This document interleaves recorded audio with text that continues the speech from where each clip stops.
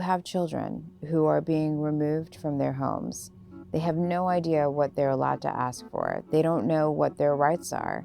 And to be able to just hand them a bag and it has a blanket and it has a stuffed animal and it has your basic toiletries and, and a coloring book or a journal or whatever it is, the stress that you are minimizing for that child is palpable. We don't know what happened to this child. We're trying to reinforce their dignity. We're reinforcing the fact that you are seen, you're here, you're being cared for.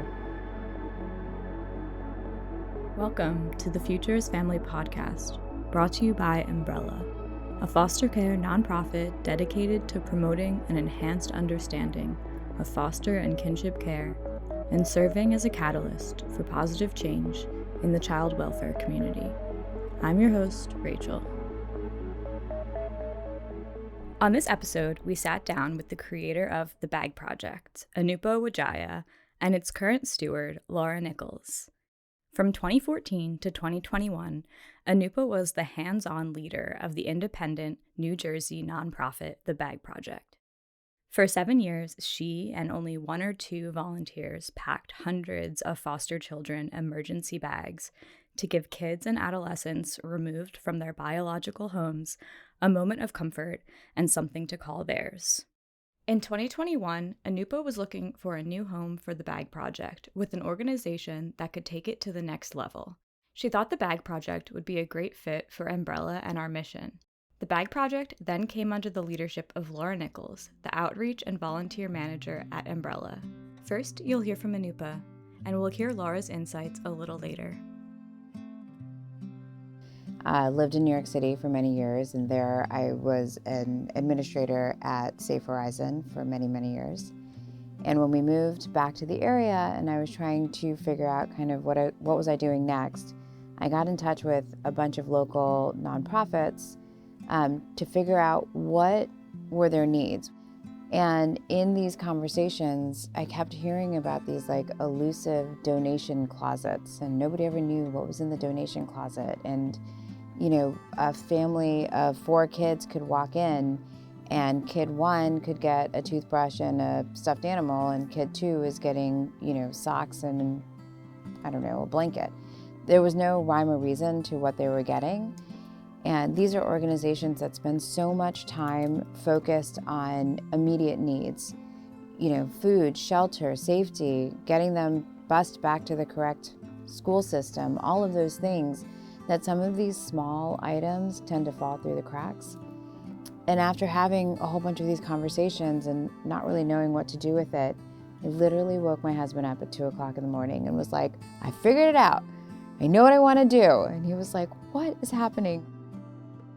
And so, the idea for the Bag Project was born. I had no idea what I was doing.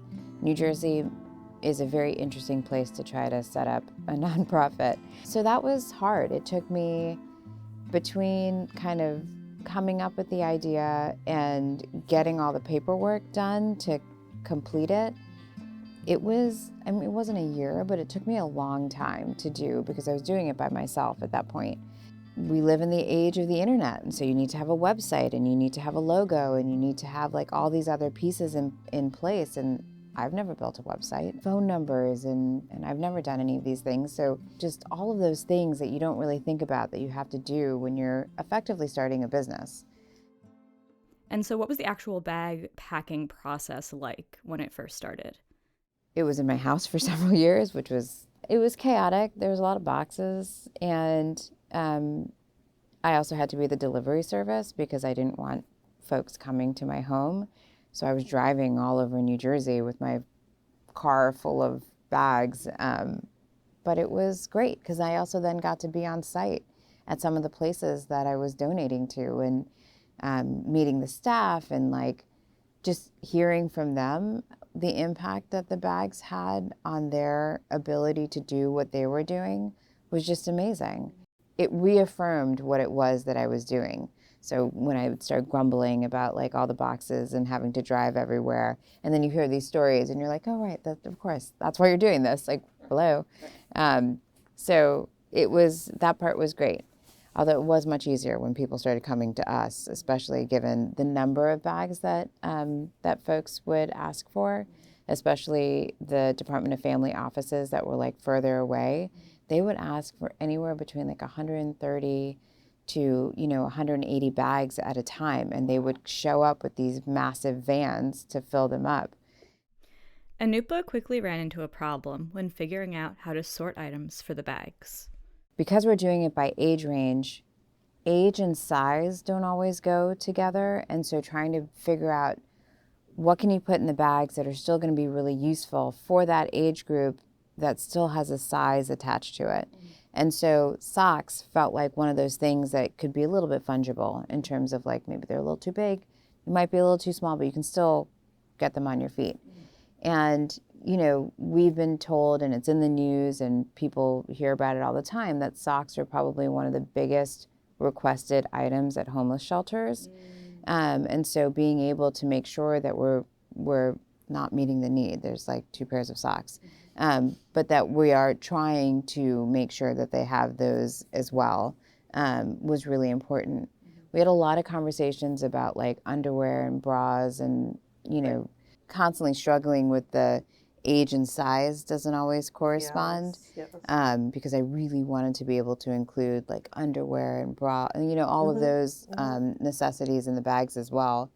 And then when we would get those donations, we would just donate them separately. But that was always one that I felt like I didn't solve, but I don't know if it's solvable.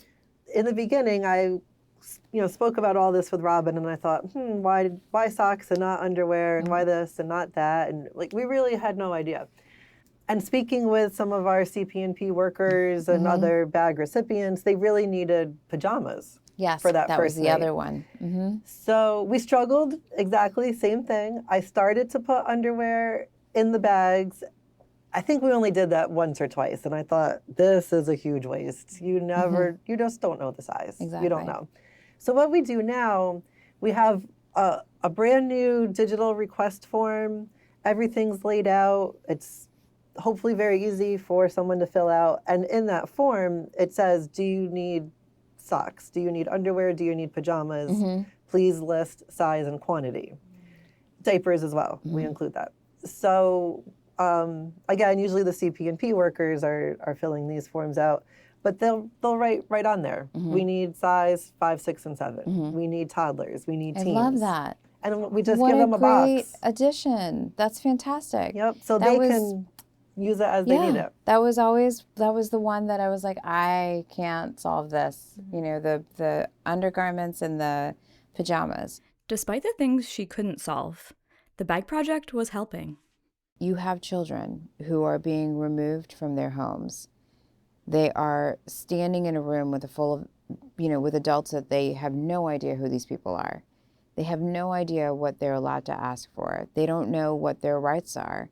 And to be able to just hand them a bag and it has a blanket and it has a stuffed animal and it has your basic toiletries and, and a coloring book or a journal or whatever it is, depending on the age group, the stress that you are minimizing for that child is palpable, according to the folks that I've spoken to. Several of the Department of Family offices would bring our bags with them when they had to go and make a pickup.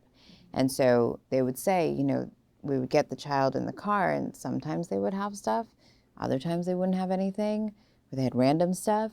And then we'd be able to give them this bag, and it was like a few moments of them just looking through it and seeing what was in there and learning that it was theirs and having a place to put, if they did have any of their own items, a bag to put it in that wasn't a trash bag. Hearing those kinds of stories, I was like, well, this is a no-brainer, right? Like these are kids. At the end of the day, they're kids. Yep. And we've really been working on the quality of the bag. I'm very authentic. I'm very transparent when people want to donate things. Sometimes it's not an easy conversation. It kind of goes along the lines with asking for money. But I do try to explain the situation where we don't know what happened to this child. Yesterday could have been the worst day of their entire life.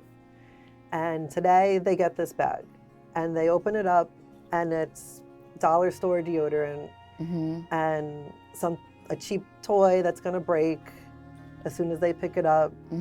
They go to the locker room and their peers are using Axe and Old Spice and Dove and they have this. And kids get bullied and made fun of for the smallest things, as we all know. And I never, ever, ever want to be the cause of an extra layer of bullying.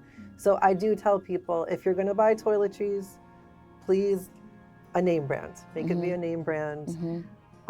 If you're going to buy some kind of a toy, it's got to be some kind of quality. We're trying to reinforce their dignity. We're reinforcing the fact that you are seen, you're here, you're being cared for, and this is just another aspect. This bag and the contents is another aspect showing you that somebody out there cares.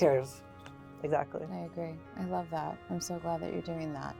Those are not easy conversations. They're not. They're not. And I have an Amazon wish list that's all set up. I was actually just about to ask that. Yes. I was like, whatever happened to the Amazon wish list? Yes. There was one that existed. I have no idea what's on it though. I don't know about yours. We created one through Umbrella. Not a bad idea to create a different one. I don't remember what's on the first one.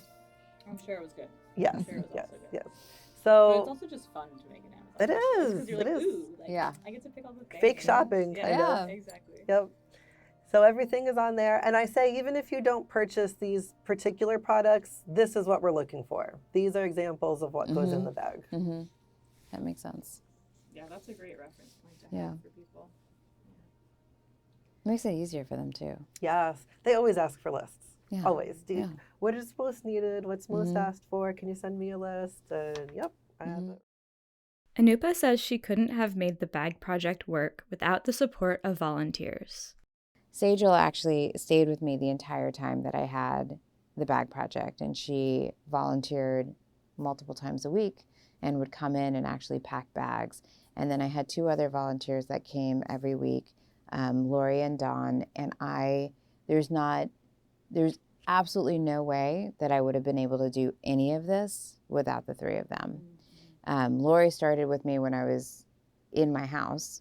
She would come to my house and help pack bags. And then when we moved and she helped me move and and then she brought her friend Dawn.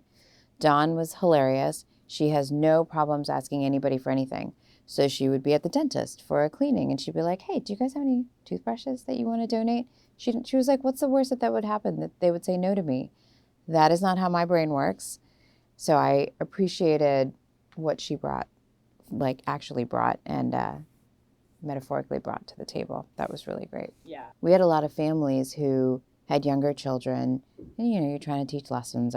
Did the same with mine, where you go to the store and you buy all these things and you pack a bag and it's not for you. Like you're paying it forward. You're doing all this for somebody else. Yeah, we had families who, for Christmas, they were like, we don't need to exchange gifts. So instead, they would each pick age ranges and they would, pack 5 bags per age range or whatever. And that was their Christmas gifts to each other. That's so cool. And they would come and drop it off. So it was just because it was so tangible and families could see where they were putting their money, it was easier, I think, for folks to get behind. And it was easier to write the grants because it was very specific what it was that I needed. I wasn't asking for overhead. I wasn't asking for salary. We had no in-person services. And so that was a lot easier.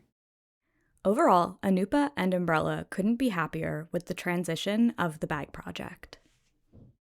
That's the dream, right? That was the dream. That was the whole purpose of moving it here, is so that it could continue to live on and to grow and to continue to make an impact. And it sounds like it is. And I love that it's in your hands because, clearly you're passionate about it. And that to me warms my heart because, Thank you. Again, this was something that was near and dear to me. It continues to be near and dear to me. But to know that it's in your hands and it's near and dear to you, I don't think I could ask for more. you know, like I can't, that's it. That was the dream. Thank you and so much. I'm just floating right now. You and me both. All I ever wanted from the beginning, without even knowing you, really, was to make you proud of what we're still doing here. You've succeeded. And how we're growing it. Yeah, you've definitely succeeded.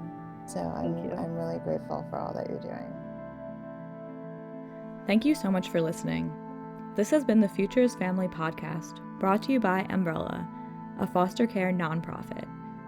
If you are interested in finding out more about the Bag Project, or volunteering to stuff bags, or want to make a financial donation, purchase items from our wish list, or host a donation drive, visit www.embrella.org/thebagproject.